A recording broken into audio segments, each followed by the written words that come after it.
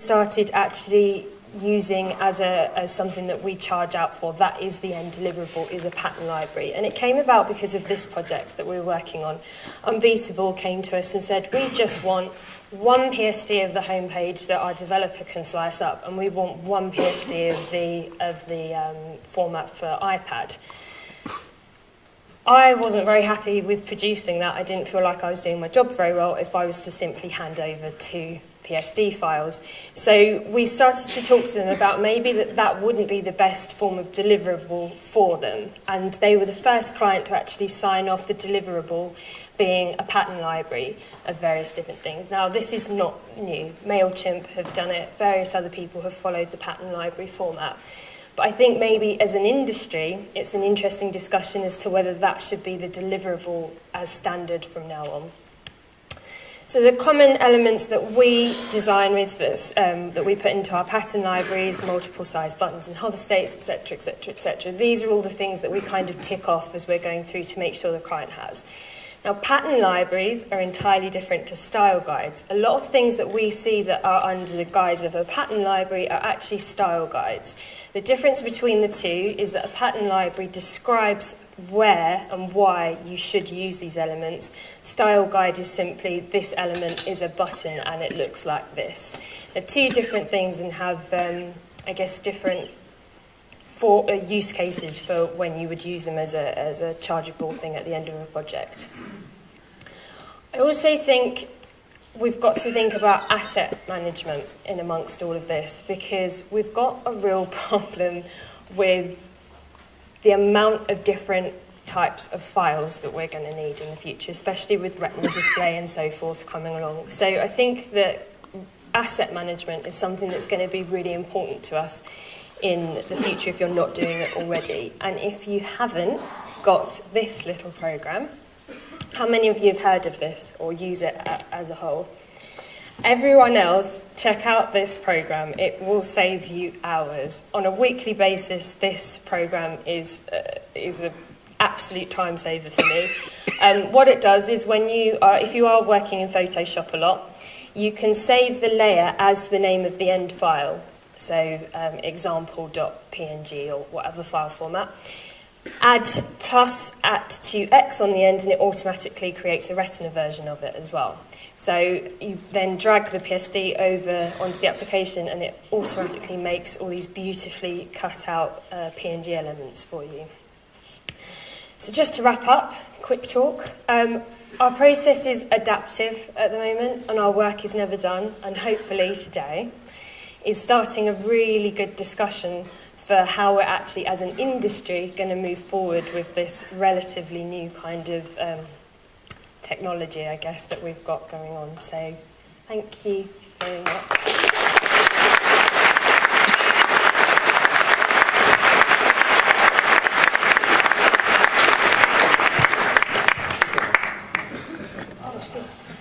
All right, fantastic. Thank you, Sarah. Great way to start it off. Moving swiftly on, we'll have our next speaker, David. I'm really, really happy that David is here. I'm happy that all the speakers have agreed to come. They've given up their time, and I really, really appreciate it.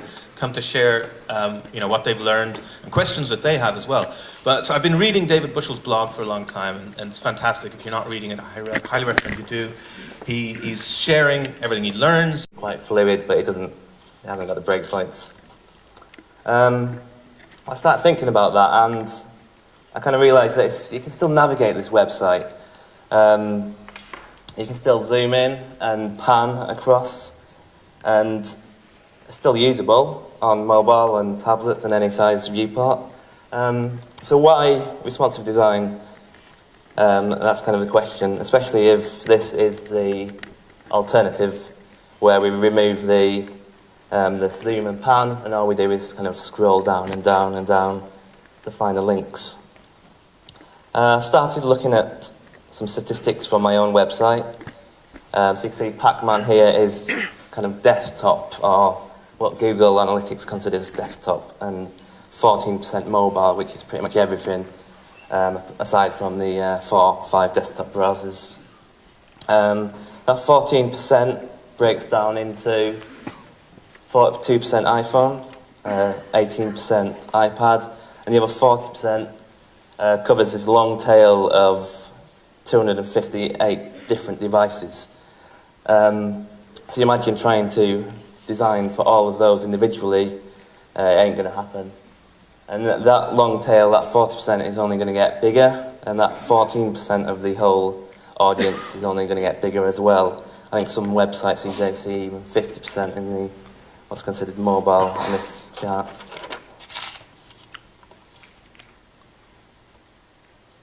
And yeah, it's also important to remember that screen size is not the same as viewport size. So even though we've only got 14% of what we may consider small screens on the desktop, it's still likely that it's not going to be taken up as full screen size. So this is kind of why we've got no other choice than to remain device agnostic. I'm sure we'll hear that said a few times today. And if you don't do that, then you're going to end up like this. I'm sure you saw this this week. And who knows what's going on here, trying to redirect to Safari. It's the wrong mindset to take. You're never going to win because you're playing the wrong game. I think Jason Grigsby has a really great quote here. Any attempt to draw a line around a particular device class has as much permanence as a literal line in the sand. And that's when we talk about things like what does mobile really mean. And we've seen that so many devices in that long tail that the viewport is pretty much infinite in terms of possible sizes for all intents and purposes. So you'd have to be kind of superhuman to produce a website for every single device. Luckily, we have these super standards that make life easier, so we only need to target this. And then in theory, we should be able to deliver something that works across anything that supports standards. So I'm going to start looking at some navigation patterns, get into the navigation side of things. And before I do, it's important to remember content. As Sarah said, if you're designing with this sort of stuff, then you might as well kind of roll the dice now, and then whatever number you land on, that'll be the navigation pattern that you pick from the next 6 I'm going to show you. I'm going to have to check my notes because I don't know what that is. This kind of represents the idea that a single point of navigation, a menu, is not the only way you get around a website. So this is the web as something, I don't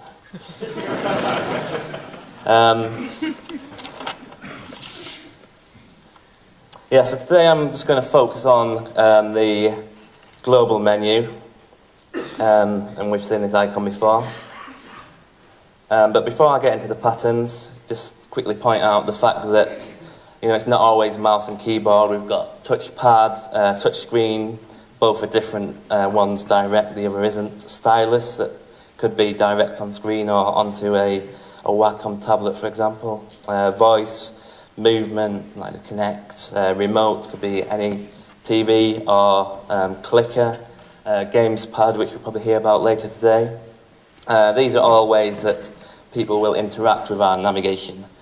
And that's quite daunting to consider how to design, not just for different viewport sizes, but for all of these potential input methods.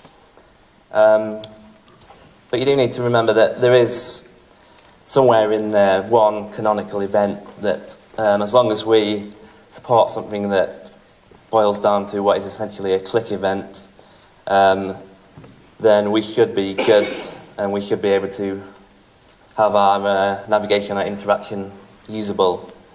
And then secondary events like hover and swipe, which don't translate across, they can be added on top. But as long as we have this one kind of base action that will work, we're good to go. So I'm just going to quickly look at a not so good example. Apologies if this is your website. So the Next Web, I actually quite like this website. But you see that at the top we've got the menu there, news, conference, magazine. On the right-hand side, we've got the followers, and when you hover over that, you have quite a nice kind of aggregate of the statistics and newsletter sign-up, so I quite like that.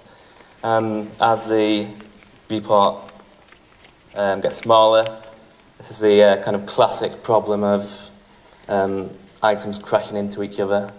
So this is when it comes down to not knowing what the content is, or changing the content and not knowing how that affects the design. Smaller again, so now it kind of breaks away, that's fine. But you would think that this navigation icon in the top left would show that menu, but no. You get this. So I then tried the arrow on the right-hand side, thinking that would bring back the social media and the newsletter sign-up. But then you get a different menu. There's actually no way to bring up that first menu if I just jump back. The news and conference. That's actually in the footer on the small screen. And when you get down to the footer, there's an infinite loading, so you can't actually get to it. So yeah, keep it simple. I think that's the main takeaway I'm going to say today. It sounds quite obvious, but evidently not that easy. This is where I kind of pander to our host slightly. This is a nice example. I'm showing this because if you have 4 very simple menu items, then you really don't need to do much in terms of making it work on the smallest viewport. And that's probably the way you want to go. But you don't want to try and be too clever, because if you try and put them into a list, these are examples from right at the back pages of the Media Queries blog. So these are some of the first examples of responsive design. So they've actually done a fairly good job leading the way. But when you look at these websites on a mobile, all you ever see on the page as it loads is the menu.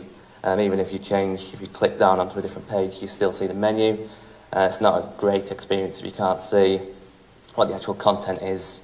So then we need to get into kind of hide and reveal patterns. This is kind of one of my earlier attempts. And you can see the menu at the top there. And it quickly drops down into just a kind of reveal toggle type menu. And one of the issues here is that when you have quite a lot of items, it's quite a high breakpoint that you need to drop into that menu. And then you also have the issue of when it opens up, it can be quite long, and it looks nice, but in the kind of middle ground, it's a bit untidy. So it could be an option to introduce kind of minor breakpoints, just be a bit more clever about how those menu items are laid out. So this is another website we worked on.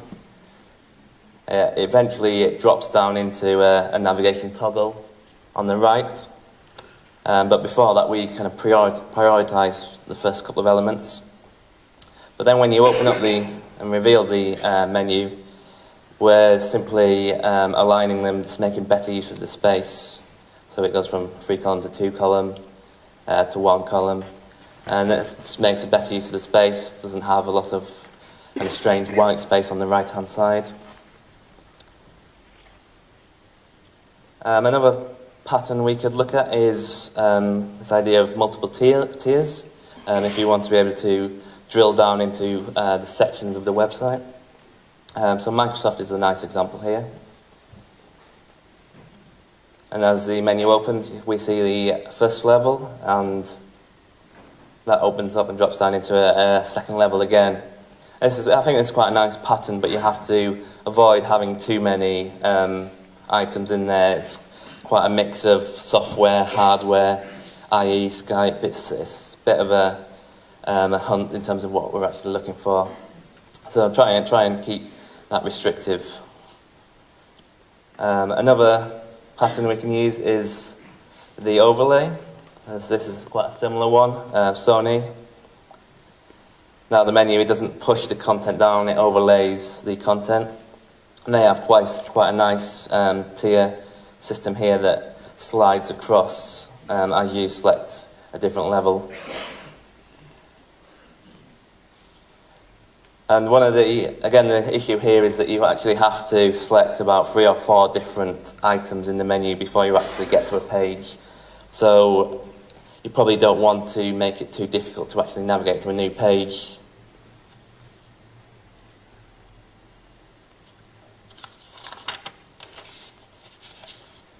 So another pattern here is to kind of go off canvas, not run away. And I'm going to have to use my own website, I'm sorry about that. And as the navigation opens, you can actually see it slides in kind of off the screen, so it kind of moves everything off. I think that makes quite a nice use of the kind of viewport and creating more space than you have. You can also see how you have more of a traditional menu as the viewport gets smaller, to give you a bit of room to play around with how you want to present that menu, as well as just listing a load of links. I think the last technique I've got here is one I think it's got the most potential to open up kind of room to show information and allow the user to get a good idea of where they can go around a website. That's kind of this jump to a kind of a big footer. So a great example here, I think it's Andy Clark's design, the ISO website. You can see the top half of the page there on a normal desktop kind of size, and you can see the footer is still visible, a lot of links, a lot of social media, that sort of thing. But when it gets to mobile, the menu disappears and you get a toggle, and that jumps down to the footer where you have the kind of mobile style menu that we've seen on the previous slides, but that is the same footer, the same HTML code, just restyled to become the menu. I think that offers up quite a lot of potential, because you've then are limited to the amount of space you have at the end of the page. You could have as big a footer as you like. But again, you need to kind of avoid trying to be too clever with navigation. So this is a really nice website, but quite a strange menu. So you can see this is kind of a mid-sized, some kind of tablet viewport, and you've got menu, but then you've got the icon, and it doesn't really make much sense.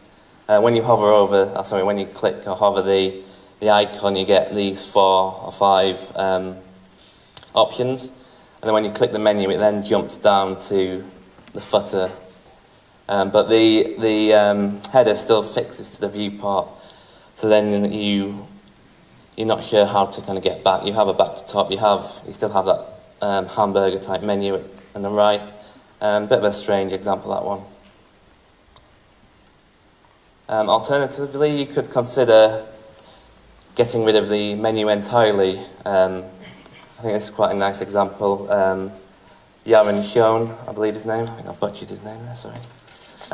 This is his blog page. He's not really got any menu at all, but when you click his logo, you get taken to a table of contents. This could be a overlay on the entire page, or in this case, it's actually a page on its own.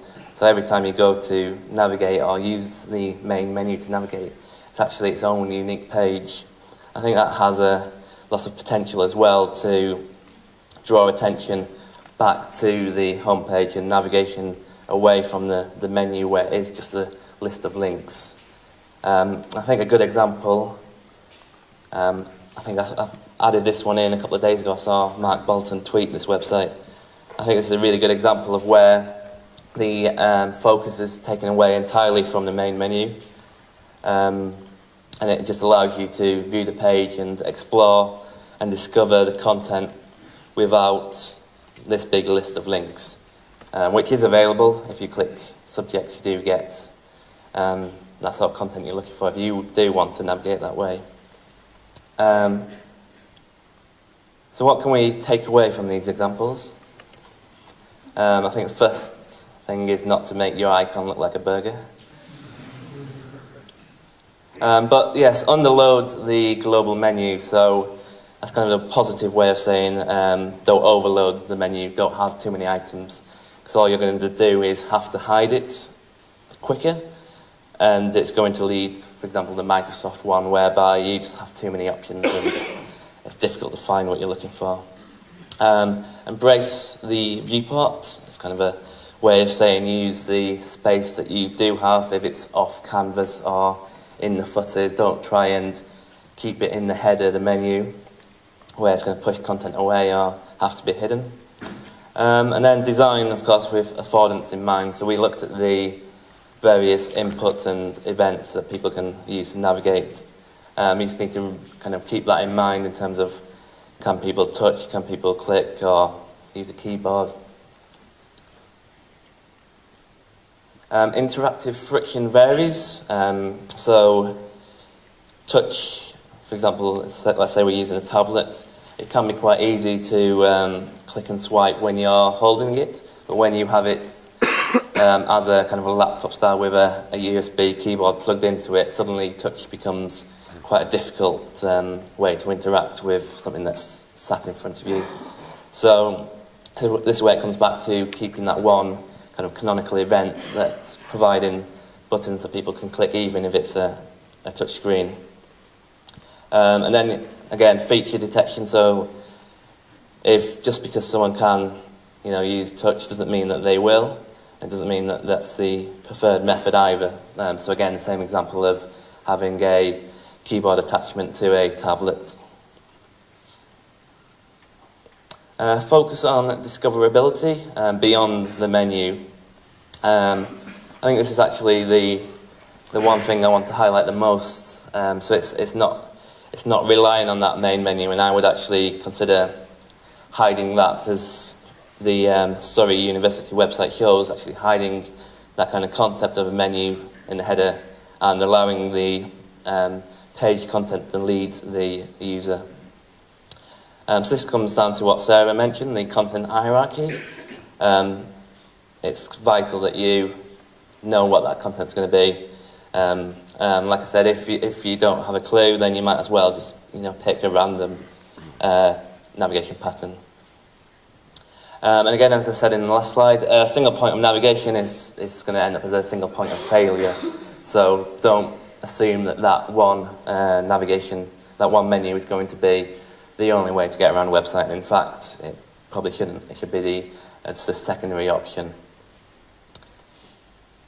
So I'm just going to leave with a couple of resources. Obviously, you've probably seen Brad Froth, This Is Responsive.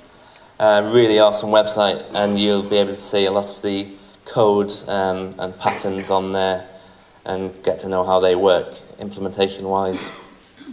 And then a Smashy Magazine article that I wrote that kind of takes through the off-canvas pattern and looks at that in detail and how to use CSS 3D transforms to make that really fast.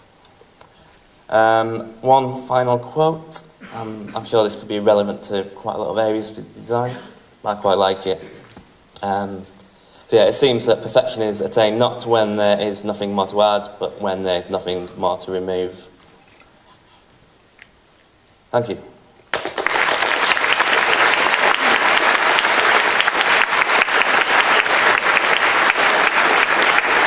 Straight on to the next speaker. Really happy that Tom is here.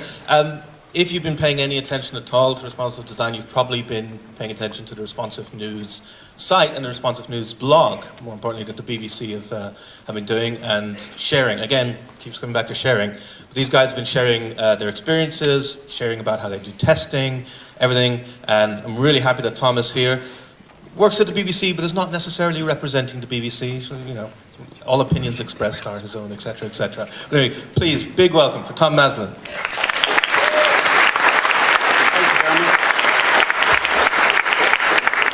So when you bought your ticket for the conference, you were probably very excited to be hearing from Andy Clark. But unfortunately, he couldn't make it today. So instead, you got me, Tom Maslin, from BBC News. Hello. But that's not all that bad, because like Andy, I too am a man. And I also wear glasses, and I have bad facial hair, and I'm also from Corby, which is a small town in Northamptonshire. Corby isn't really that great, and I tried to think about something interesting to say about Corby. That should have been that Louise Mensch was our Tory MP for a very long time, but then she quit, and now, like, the best thing I can say about Corby is the kebab shop up the town centre is called My Ass. I don't want to talk about my ass, don't worry. I've actually come to talk about browser support and how BBC News deals with it. And so we've gone from having to support 2 devices to having to support many devices. And when I say many devices, I mean many devices. And so I'm going to show you in 3 steps how you can actually do this. The BBC is a big organisation, and so we obviously have rules about how to do everything, and browser support isn't any different. So we have this document called the Browser Support Standard.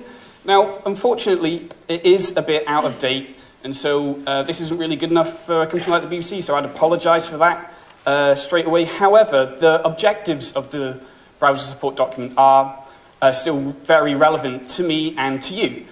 And the browser support document is all about supporting license fee payers when they go on the web.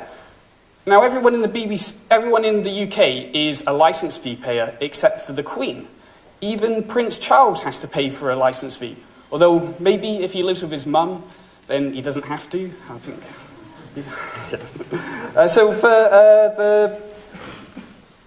What's important for a developer when you read the objectives are these facts: that the license fee payer uses a variety of web browsers, and the BBC aims to provide the best possible experience to the largest number of people. That's really important.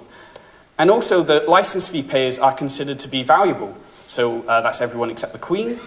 And some license fee payers don't have the choice of using a popular modern web browser. The bit that people skip to immediately when they read this document is the support table of browsers. And this is very similar to how every other company lists browser support. And they'll have a couple of different levels of support. The first one is level 1, which is the browsers that have to get a premium experience. And so they get a pixel-perfect representation of the product and UX requirements. Level 2 are browsers that just have to make sure that the site looks okay and it's not crap, and that they can navigate around the site and that the design doesn't fall apart too bad. And level 3 is a list of browsers that we just don't care about. This way of making websites has worked really well for us, going from making a premium experience that just gracefully degrades to not being rubbish and then just fully not being supported. Sure, there was 13 browsers that we would have to develop for, but you could test them all from your own computer, or there would be a Team Mac in the corner. And all of these browsers are freely available to download off the internet. But the best thing about it was that developing for them was very similar to our users using them, so it wasn't really that complicated. But now that's all changed, and if you were to look at the stats for BBC News, you would see that there's even more browsers using even more devices and accessing the site in loads of different ways. And all the different devices have different screen resolutions. The Chromebook Pixel was released last week, and this kind of epitomizes the problem that our industry has. It has a screen definition that's better than the MacBook Retina. It has a touch screen, and it has an always-on mobile internet connection. The problem that we face now is that keeping up with this trend requires more of 3 specific things, and that's money, time, and intelligence. This increased complexity makes some people really sad. So this does start to sound like an almost impossible solution, and as a developer, trying to find your way through this can be quite daunting. But once you open your eyes to this problem, and you admit that you have no real control over the client, you can either run away from the problem, or you can turn and face it. Now, you guys have all come here today, so you obviously want to deal with this problem. And so you need to prepare yourself. You need to show me that you really want to deal with this problem. You need to show me your fight face, like this guy. No, wait, sorry. No, like this guy. No, sorry, no. Like this guy. Yeah, that's more like it.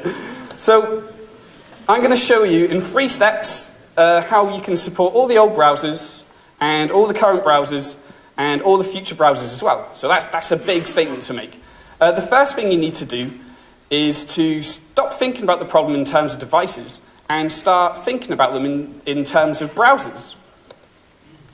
It's easy to get distracted by the huge number of devices out there. And I'm not saying that you shouldn't start collecting mobile phones, because you really should start building a library of devices. But each one is essentially just a little computer, and you can install lots of different browsers onto that computer. The iPhone has Mobile Safari, but you can also install Opera Mini on it as well, which is a faster alternative.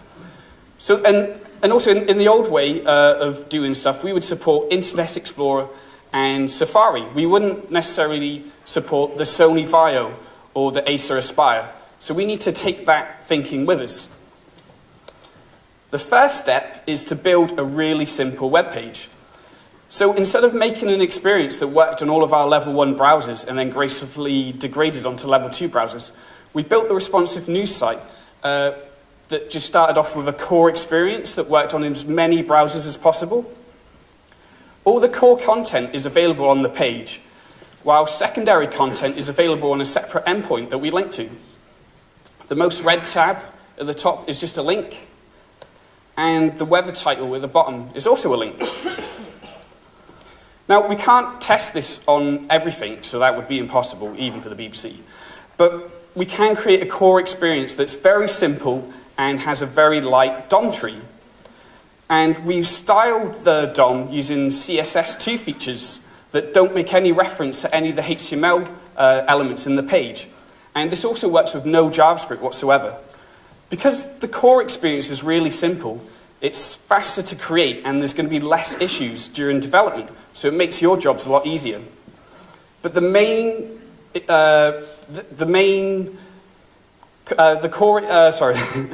feature of the core experience is its speed. It's really fast, all in about 50 kilobytes per page, using less than 10 HTTP requests. This guy, Brad Pitt, made a really good point earlier on in the year when he said that page performance is good web design.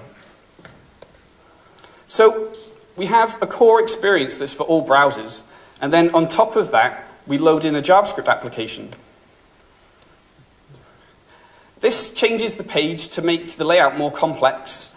We're going to add additional functionality into the page, like tabs and drop-down navigation elements and accordions, but we also make the content a lot richer as well.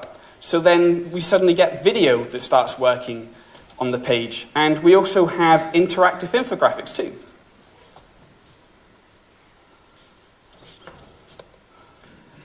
The enhanced experience is conditionally loaded. It's only given to browsers that we deem to be modern and have very good native capabilities. Now, our definition of a modern web browser is that it has the following native features. Query selector, which is JavaScript's ability to take elements out of the DOM using CSS selector strings. Local storage, which is very similar to how cookies work, which were added to the web application spec in 2004. And add event listener, which is the way all browsers, except IE8 and its older brothers, do JavaScript events. We call this detection test cutting the mustard. The split that cutting the mustard produces is really good because the browsers that do pass, they're just a lot less buggy and they have more CSS and JavaScript features. And so it just makes they make them a lot easier to develop for. Now, the core experience is for all browsers, but with the enhanced experience, we just leave the old browsers behind and concentrate on the decent browsers. Now, this creates a much... When developing JavaScript, this creates a much easier experience for you because you have to worry less about polyfilling.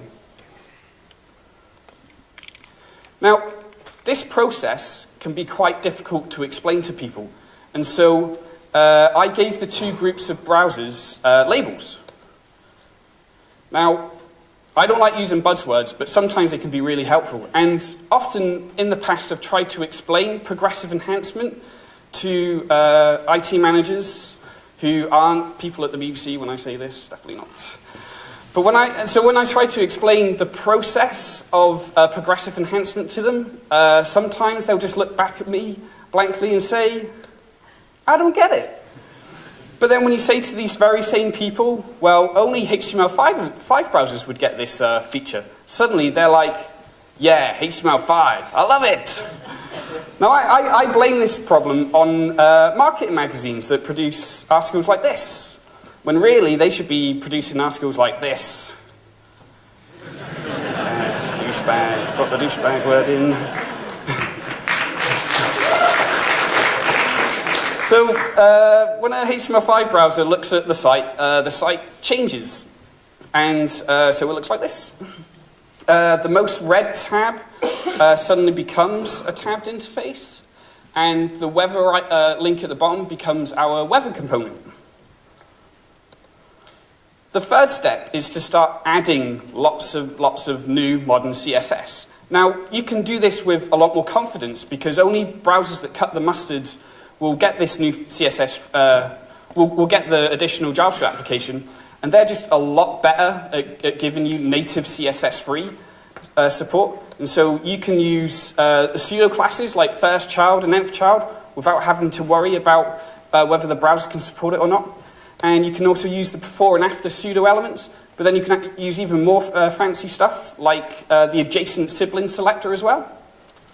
But as well as CSS, you can also do some other additional styling stuff, like use font icons. And so you can see the icons at the bottom. Now, these aren't 100% compatible with HTML5 browsers, so you do have to do some additional feature detection to get them to work. But these options are available to you. So Dan Scotton, a very talented developer that I work with, managed to even produce multicolored font icons as well. So that's essentially just two icons layered over each other with different color applied to them. So the old way was graceful degradation. I said it. Of taking a premium experience and then making it not rubbish and then not worrying about it. But then the new way of doing things should be to worry about everyone and to give them a core experience that's really fast and just renders stuff really simply. But then add an additional experience on top of that that takes advantage of, by doing that, by using extreme progressive enhancement.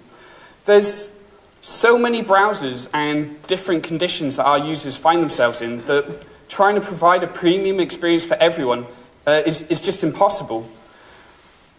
So going back to what I said at the beginning, the objectives of the browser support document said that we had to provide the best possible experience to the largest number of people. And so today, that means that we need to support modern browsers, the browsers that are most popular right now. But then the browser support document also said that we had to care about people that can't upgrade their browser either. And so that means yesterday's browsers. And so with this technique, we're still doing that. But then we can't keep polyfilling. And so the only way to achieve the objectives of this browser support is by heavy use of progressive enhancement. We can draw a line between, by drawing a line between today's browsers and yesterday's browsers allows us to deal with tomorrow's browsers, and it makes us future-friendly. So, as this conference is all about responsive web design, I thought I would end by giving you my own definition of what responsive web design is. So this bit isn't endorsed by the BBC whatsoever. I think responsive web design is a final admission by our industry that we never did have any control over our client or how they viewed and used our content. Each interaction with our user, between our user and our website, is essentially like a Findus beef lasagna. That's because you just don't know what's going to be in it. Thank you.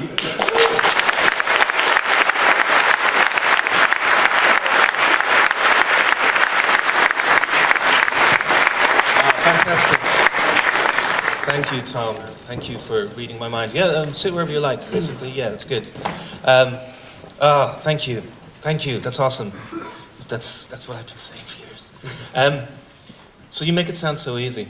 Yeah, you just do the core experience, blah, blah, blah. But it strikes me, and this is from what Sarah was saying as well, it's not necessarily about the technical side of, oh, I see, this is the way we should approach it and do it. It's changing literally your mind, as in rewiring your brain. Yeah.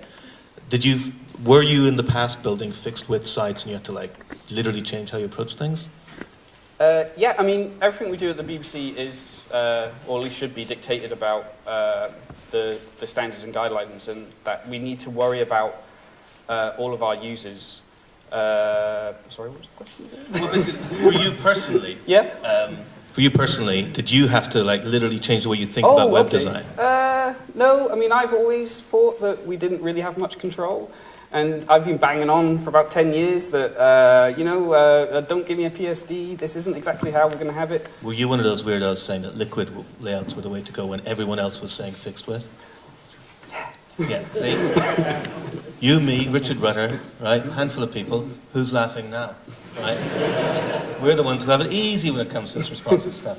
Dave, I was going to say that this idea of starting with the core experience and building up could potentially apply to navigation patterns too. For instance, the link to the footer, that's going to work everywhere. It's a link. It's like HTML2, right? But that doesn't stop you taking that and turning it into an overlay, an off canvas, or something like that. Have you done that? Yeah, exactly.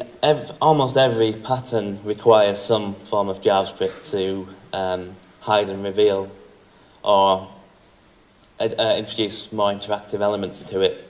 The only way you can do it with CSS is with the target selector, but that doesn't allow you to change anything around the item, so it's very limited. So yeah, you need to potentially have the navigation as all visible and then hide it, or have it in the footer. My off-canvas technique has the menu in the footer, and then it moves it to the side of the page. So on older browsers, like the BBC website does, the menu stays in the footer, so it's always enhancing from a version that works. Yeah. So I guess another thing you have to do is stop thinking about where stuff is positioned on the screen does not necessarily reflect where stuff is positioned in the DOM that you serve up, right? That we really need to start disassociating presentation from structure. Yeah. So Sarah, I'm sure you agree this all makes a lot of sense. Core experience, build up to the premium experience.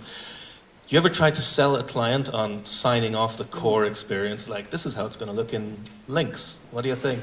Or do you tend to have to try and sell them on this is how it's going to look in the best browsers? Do you even mention how it's going to look in browsers that don't cut the mustard?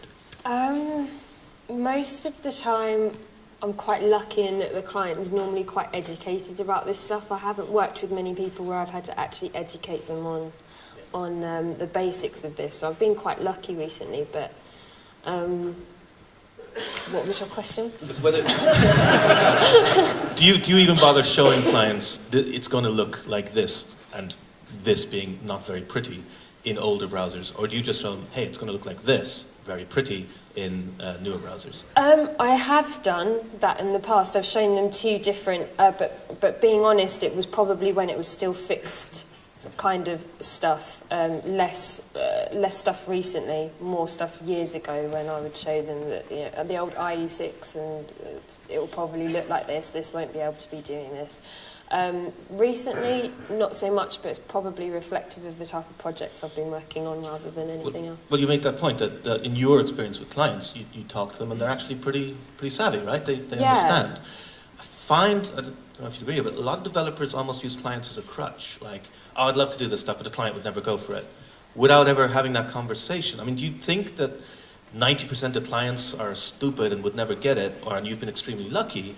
Or do you think that actually clients are a lot more savvy than people give them credit for? They're a lot more savvy than you give them credit for, especially if you actually always have the viewpoint that you want to educate them on something and not just tell them the way that it has to be because you're pushing your own process on them. So I've always been quite tolerant of clients in general, most of the time. There are some that you just can't teach stuff to, but most of the time I've been quite tolerant and just tried to educate them on stuff. And if you explain it well enough and they see the value and the benefit in it, then I think that they just go for it. They understand what you're trying to do, and they obviously understand that you want the best for their business or project or whatever you're working on. So 9 times out of 10, they're more clued up than most people give them credit for, I think. David, like your approach, and I've done the same thing, where when you're first getting into responsive design, you want to try it out. You don't tell the client you're going to do it. You just do it. If it works out, then maybe you tell them. Right? Is that how you learned responsive design? Or did you use personal projects as a way to... Yeah, it was pretty much experimenting with clients. That's pretty much how I learn every new technique. So I try to limit the damage potential of it. But I introduced responsive design to the agency I was at the time, and just by attempting it on about 2 projects and not quite getting it right. And then on the 3rd project, it was working, so we then presented it to the client. Right. And so what you didn't do was go for the client and ask for sign-off on permission to do it. You just went ahead and did it. Yeah. So this is a bit different here because, I mean, we're talking about clients, agency work, whereas you've got internal structures. Is it the same problem, though, that you've got somebody who makes a decision and you have to convince them to do it? Yeah, I'd say it's probably a cultural issue within my organisation. You've got so many people that can. You go, okay, maybe it's an industry thing, but we've had a lot of people work in the industry that don't really understand how websites are built. So now I think that people who are drawing painting pictures of how they want websites to look like and then giving it to people like me, they can't get away without understanding the mechanics of how a website is built anymore. So do you think their days are numbered? That if that's the way you're approaching web design in this day and age, you're a dinosaur? You can come on. You can say it. Yeah. Look, everyone is here for responsive website, so we're not talking about people in this room. Yeah, right? the guys outside, they're doomed. What all of this reminds me of, to sound like the old man on the porch reminiscing about the Civil War, is when we moved from tables for layout to using CSS, and there's obviously just the technical thing of how you write CSS, but there's also the mindset of you could separate content and presentation, which we did to a certain extent. This seems to be an even bigger shift in thinking. Does it feel familiar to you? Do you remember this kind of shift? Yes. Yeah. Is it just another learning?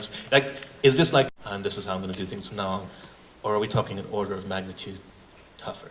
I think it's a heck of a lot tougher because I think I've felt comfortable with responsive design for about a year. I was slightly behind the curve at the time when I felt like it was the real buzzword because I was doing a lot of native sort of iOS stuff. So I then started sort of bringing myself up to speed alongside. But I still struggle with stuff, and I think that most people won't admit it. That's the problem we're at, because everyone's trying to act big and they know everything about it, but actually, me and Tom, we're fine. You're We're always making a living on sites. You see, I don't believe you. Anyone who says, "Oh, I've got it," I'll show you blog posts from 10 years ago where I was saying we should have been building liquid websites. I think it's not just an issue of design; it's an issue of page size as well, and I feel like a couple of years ago I was starting to become disinterested with building sites, and I was thinking of getting a job in management, and I was going to become a project manager.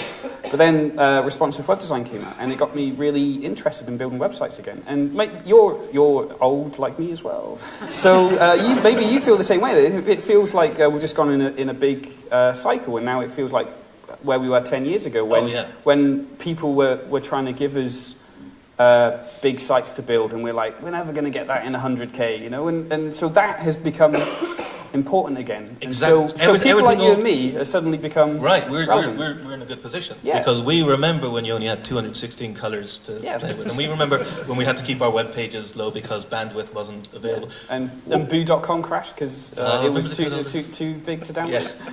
When did we get so lazy? Who sent out the memo that said it was okay to have a web page be a megabyte large and that 960 pixels is a magic number we could... Broadband did. Yeah. Okay, so there was some magic I seriously, I missed the memo. Yeah, we had a memo in our organisation. We literally had a memo. Yeah, it says broadband is now over 50% of our audience. And so, well, hey, go crazy. Hey, let's download 500K video. Download all the assets. Yeah. So you mentioned asset management. I sent off a tweet the other day saying I'm thinking of changing, instead of calling them assets, I'm going to call them liabilities. We use that term, it's a political language thing, but yeah, they're troublesome, and now they're multiplying, they're like tribbles, right? You don't have one image, you've got multiple images. I guess the tools will save us. maybe? Oh, I don't know. I don't know. Yeah, That's it's all true. I can say. Okay, I want to get questions and comments from the audience. Can we bring up the lights on the audience so I can see everybody, if there's any control over that? And yeah, I'll stand up so I can see people. We're not going to send microphones into the audience. I'll just repeat the question if you got it. So, anyone with a question, put up your hand. And okay, I'll start. I think you were first with your hand up there. Yes. It was about navigation patterns, and they mentioned the Surrey website. And the interesting thing about that was, you mentioned about exploration, but was it what you were more interested in? They really focused on search and try and let the user use that as a form of navigation.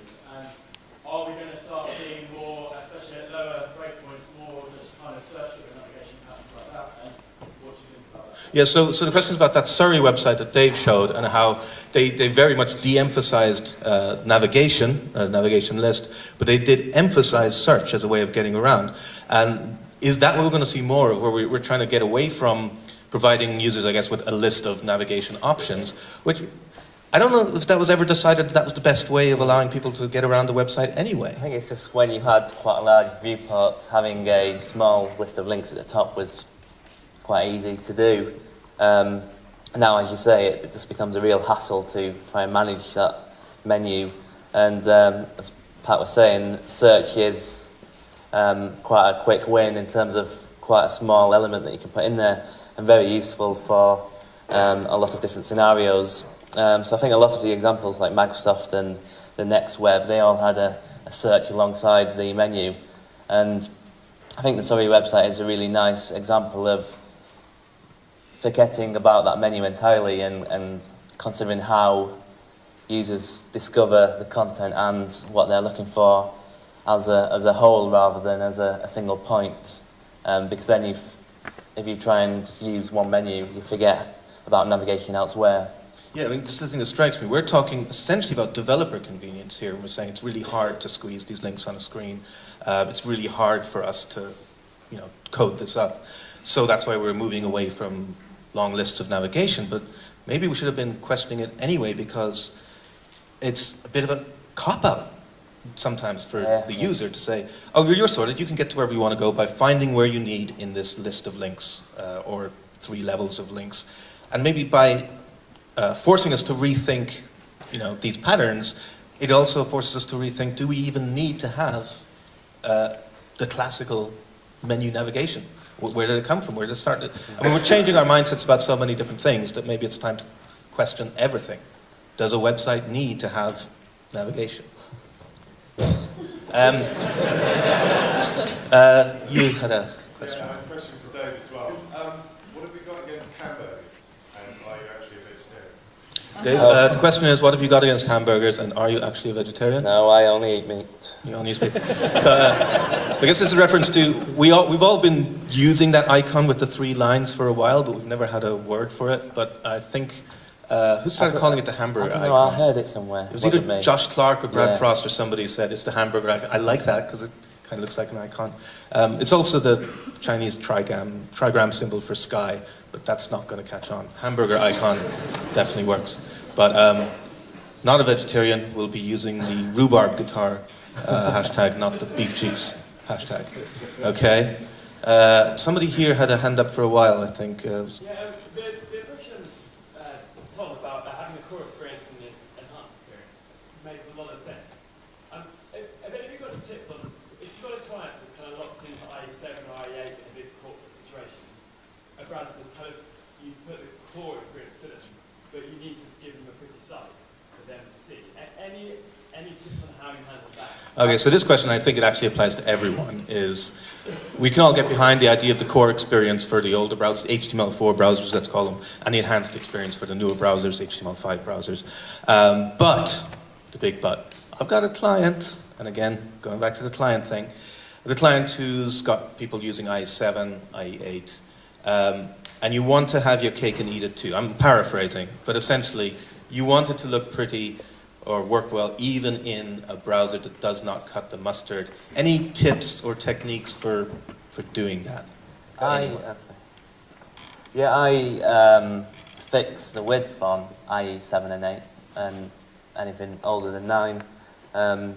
just because, you know, they're not going to be on a mobile or a small device. There may be resize the browser on a desktop, but it's more than likely that that experience of a fixed-width website is going to suit most of the audience, and it just makes it so much easier to not have to worry about serving any media queries or JavaScript to change things. So that tends to be what I do for most websites. Any band-aids that you guys slap on for those, or are you pretty hardcore that they don't cut the mustard? They don't I think it's a positive and a negative. The positive is that IE7 and IE8 users would probably like the fact that the site's faster, but then they probably wouldn't like that it no longer looks like what the site should look like. And also, managers and product owners will worry about those two browsers because they're like 15% of the audience. I actually took some slides out of my presentation about dealing with IE7 and IE8 because they are kind of like the big issue with that technique. But that's only because we don't deal with it yet. We've got internal prototypes where we do handle IE7 and IE8, and that's all based around just acknowledging that we do have to do something for them. And so then we load in like an additional application that's just for those two browsers. effectively a polyfill? Almost. It's like if it doesn't cut the mustard, if it cuts the mustard, else are you IE7 or IE8, then have this little application. And that little application gives you 2 columns, and it will give you navigation, and it will probably give you video, but it doesn't do anything else. And then kind of product people can then decide when we're building features, because responsive web design is essentially, the benefit of responsive web design is that you write a feature once, and then it's available for everyone. They can then say, well, it costs me this amount of time to build this feature, and if I wanted to support an extra 15% of users, then it would cost me an additional amount. That makes a lot of sense. And Yeah. goes back to something you were talking about, Sarah, when you did your surveys on Twitter about do people integrate responsive design into workflow? Did they charge extra for responsive design, maybe?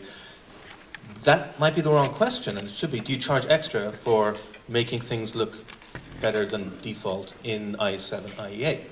Rather than saying, do you charge extra for, you know, what is essentially becoming the default? Have you ever done that to a client? Said, look, this is the rate, this is how much it's going to cost, but if you want it to look, you know, okay or pretty good in these older browsers, HTML4 browsers, it's going to cost you.